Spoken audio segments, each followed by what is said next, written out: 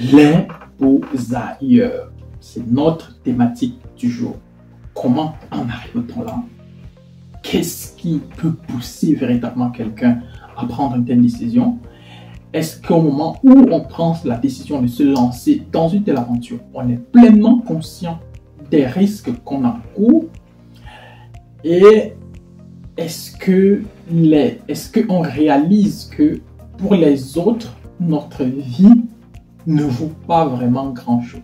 Parce que quand on se rend compte que chaque année ou chaque 6 mois, nous avons une histoire aussi scabreuse que la précédente qui nous vient du côté du Maghreb ou même de la Méditerranée, alors on en vient à se poser pas mal de questions. Hier, c'était l'esclavage en ligne avec des images qu'on ne peut pas décrire. Avant-hier, c'était des témoignages d'Africains qui ont laissé les uns et les autres mourir dans le désert, et puis tout ça, vraiment des histoires impensables. Et puis de temps en temps, pas que de temps en temps, on parle des bateaux d'une sorte de groupe plus ou moins armé que l'Union européenne envoie dans la Méditerranée pour couler les bateaux des Africains qui tentent d'atteindre les côtes espagnoles, grecques ou portugaises à partir du Maghreb. Ce sont les enlèvements, c'est-à-dire tout ça donne tellement froid au dos que chaque jour, on se dit peut-être que le phénomène pourrait baisser, mais on se rend compte que ce n'est pas le cas. Donc dans cette vidéo, justement, nous allons essayer de revenir sur cette question-là. Et donc, si tu me découvres pour la première fois, moi c'est Landry, je suis étudiant camerounais, je vis à Cologne en Allemagne et j'accompagne les gens qui veulent voyager. Ici, nous parlons de voyage, d'immigration et de tout ce qui tourne autour de la mobilité des personnes et des biens. Donc, installe-toi bien et dans les 10 prochaines minutes, nous allons parler des beaux ailleurs.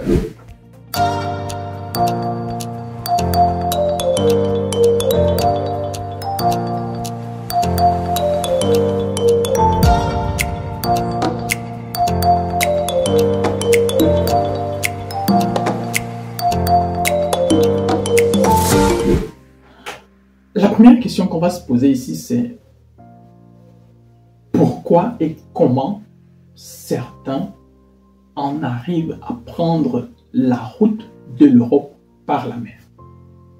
Comment et pourquoi? Et cette question-là, elle a forcément tout un tas de réponses. Et forcément, il est clair que on ne peut pas parler de cette question-là sans essayer de dégager les responsabilités à l'échelle du système. Parce que si X ou Y décide de prendre la route, c'est bel et bien pas pour rechercher une vie meilleure. Une vie meilleure que promet plus ou moins l'Europe. Mais maintenant, on se dit aussi également que de ce côté en Europe, en Occident, les choses sont plus ou moins faciles. Bon, je ne sais pas, je ne vais pas dire qu'elles ne le sont pas, je ne vais pas dire qu'elles le sont, mais toujours est-il que les possibilités sont nettement meilleures que celles qu'on peut avoir si on reste au Cameroun. Ça quand même, c'est vrai, il faut le mentionner. Et maintenant, comment est-ce qu'on en arrive à prendre la décision de se lancer, de quitter le Cameroun, de quitter le Togo, de quitter la Côte d'Ivoire à pied, de traverser un premier pays, ensuite un deuxième, d'affronter le désert, d'arriver au Maroc ou en Libye ou je ne sais où, et puis de traverser la mer Méditerranée? Comment mobilise-t-on les fonds? Et ce sont des questions que jusqu'ici, moi je continue toujours à me poser. Et au cours des mois à venir, nous sommes en train de développer un petit concept où nous allons inviter, généralement, peut-être une fois par mois, une personne de la diaspora et qui va plus ou moins nous parler de son expérience dans la diaspora. Et j'espère qu'un jour, on pourra plus ou moins avoir un beaux-ailleurs ou un ex-beaux-ailleurs qui pourra plus ou moins nous raconter qui acceptera de nous raconter son histoire. Et puis, on essayera peut-être de voir les choses différemment. Parce que quand je vivais par exemple à Leipzig, j'avais rencontré pas mal de beaux-ailleurs de ce côté-là. Parce qu'il y avait un camp de beaux-ailleurs près de Leipzig. Je ne sais pas si, je crois qu'il y en a toujours de toute façon. Et puis, j'avais écouté pas mal, je les avais un peu regardés, j'avais échangé avec pas mal, avec certains d'entre eux. Et je dirais déjà que l'objectif était forcément d'arriver d'abord en Europe. Et maintenant, quand tu arrives en Europe, c'est pas forcément la fin de ton périple, parce que forcément, quand tu arrives en Europe, il y a tout un tas de choses aussi qui t'attendent. Il y a ces camps-là qui sont plus ou moins, qu'on peut comparer à des sortes de petits camps de concentration, où les uns et les autres sont stockés. Bon, je dis bien stockés, hein. Et puis, il y a aussi des histoires de racisme qui fuitent aussi de temps en temps de ce côté-là, avec des vidéos, avec des maltraitances, avec des ci et des ça. Donc, du coup, moi, je dirais que c'est un point qui me plonge justement dans le prochain argument que je vais plus ou moins évoquer. Est-ce que ça vaut vraiment la peine d'en arriver là? Parce que quand on essaye de regarder les raisons, quand on essaie de balayer un peu, c'est-à-dire, ok, il y a les responsabilités politiques de nos dirigeants qui n'arrivent pas à nous proposer des alternatives plus ou moins concrètes. Il y a le fait qu'on étudie et puis on termine sur la moto ou je ne sais pas, derrière un taxi. Il y a le fait que c'est vrai. Seulement, est-ce que ça vaut vraiment la peine? Est-ce que ça vaut vraiment la peine d'en arriver là? Parce que, est-ce que ça vaut vraiment la peine d'en arriver là? Certains me diront oui, pourquoi pas. Et puis, on va se baser certainement sur pas mal de success stories. Il y a par exemple Patrice Ngannou qui, c'est clair, s'il était resté au Cameroun, il ne serait jamais celui que nous connaissons aujourd'hui. On va pas se mentir. S'il n'avait pas pris le chemin de l'Europe, s'il n'avait pas décidé d'aller en aventure, on ne connaîtrait jamais ce champion que nous avons aujourd'hui. Donc, lorsque les uns et les autres décident de prendre la route, ils ont quand même aussi cette sorte de repères mentaux qui fonctionnent aussi comme des sortes de boussoles et des sortes de motivation et qui se disent, ok, la probabilité que j'arrive en Europe sain et sauf est très faible. Ok, on n'en convient pas. Seulement, si j'arrive, ma vie peut complètement changer, ma vie peut complètement basculer et je peux enfin, entre parenthèses, réaliser mes rêves. Si Patrice Ngannou a pu le faire, c'est que je peux le faire. C'est clair, c'est-à-dire si on regarde la chose sous cet angle-là, on comprend qu'il sera très compliqué de dire à quelqu'un ne te lance pas là-dedans. Il sera très compliqué de dire à quelqu'un c'est pas forcément la meilleure des décisions qu'il faut prendre. Ok. Mais seulement, il faut regarder l'autre côté, l'autre revers de la médaille. Est-ce que ça vaut vraiment la peine de passer par tout ça? Est-ce que ça vaut vraiment la peine de traverser le désert? Est-ce que ça vaut vraiment la peine de... Parce que j'ai écouté des histoires de gens qui sont restés des semaines entières dans les forêts au Maroc parce qu'ils avaient peur de la police, parce qu'ils avaient peur que la police les arrête et les renvoie dans leur pays. Est-ce que ça vaut vraiment la peine de courir le risque de se retrouver kidnappé par des Arabes armés jusqu'aux dents, quelque part au milieu du désert du Sahara? Est-ce que ça vaut véritablement la peine de risquer sa vie pour traverser la Méditerranée tout en sachant que soit il peut y avoir, je ne sais pas, une marée haute et puis nous renverser, ou alors un bateau peut arriver et puis on peut tirer sur notre bateau et puis on peut nous faire couler en mer? Est-ce que ça vaut vraiment la peine?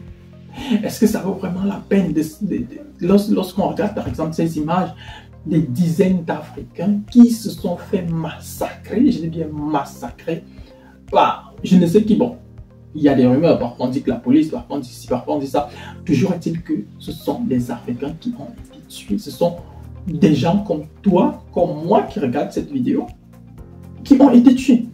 Et ça aurait pu être moi, couché là, comme du bétail, comme du bétail, c'est-à-dire à l'intérieur de ces dizaines de corps qu'on a vus alignés par terre. Est-ce que ça vaut vraiment la peine? C'est-à-dire, quand tu décides de prendre cette décision-là, je ne sais pas, est-ce que tu as mûrement réfléchi pour en arriver là? Donc, ce sont des questions que moi, intérieurement, je me pose. Hein. Je me pose ces questions-là. Et je n'ai pas fait cette vidéo pour apporter les réponses. Parce que j'ai fait cette vidéo justement parce que je me pose tout un tas de questions et j'aimerais aussi comprendre. J'aimerais vraiment comprendre sur le plan personnel. Est-ce que ça vaut la peine de risquer sa vie à ces niveaux? Je ne sais pas. Est-ce que moi, personnellement, j'en arriverai là? Je ne sais pas.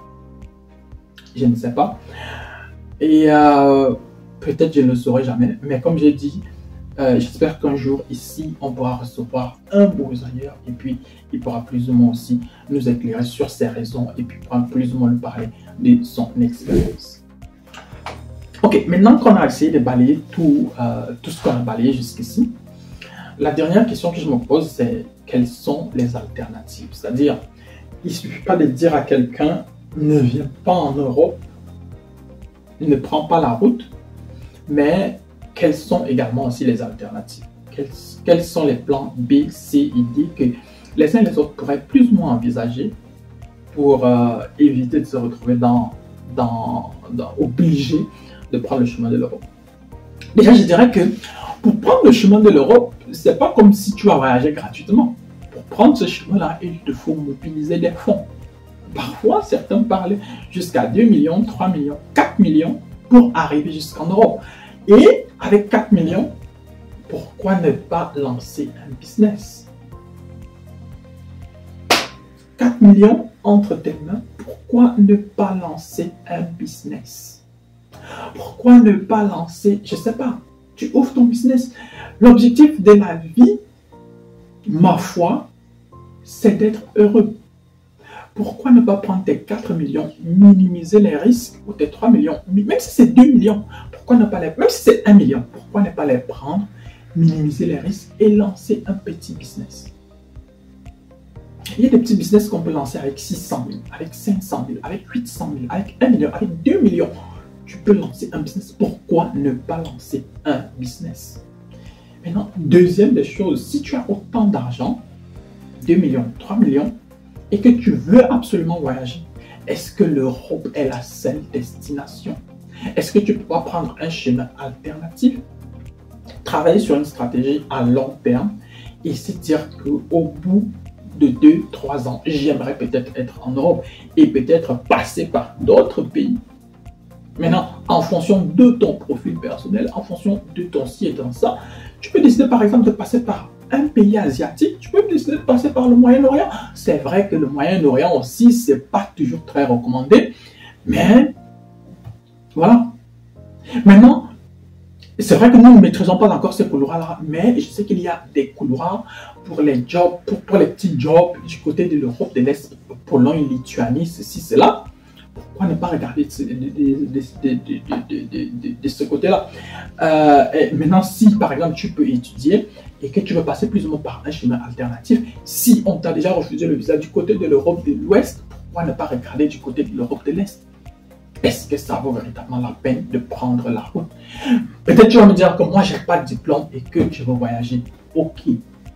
Mais si tu n'as pas de diplôme et que tu veux voyager et que tu réussis à rassembler 1 million, 2 millions, pourquoi ne pas penser à autre chose?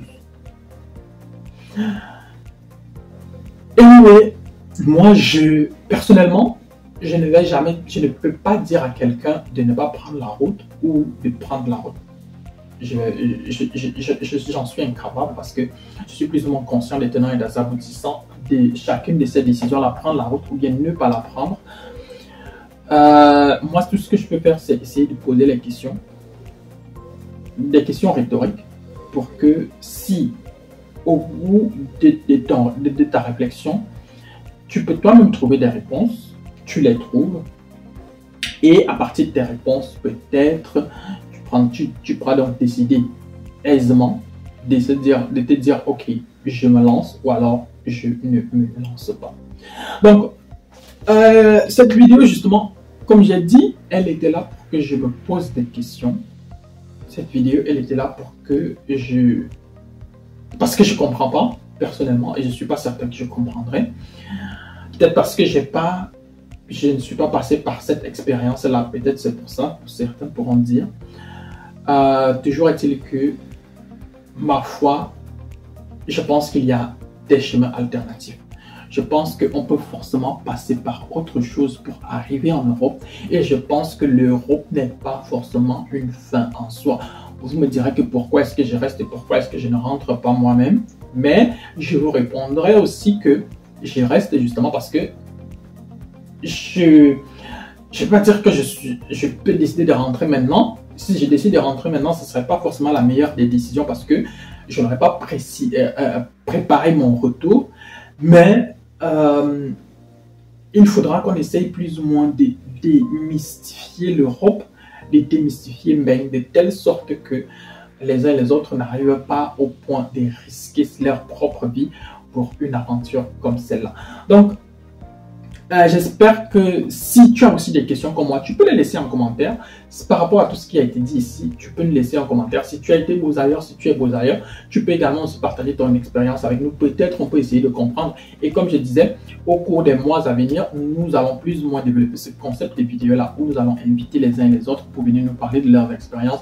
Et peut-être tu pourras faire partie des personnes que nous allons recevoir sur Parlons Voyage. D'ici à là, porte-toi bien des choses à toi et à la prochaine vidéo. Ciao, ciao.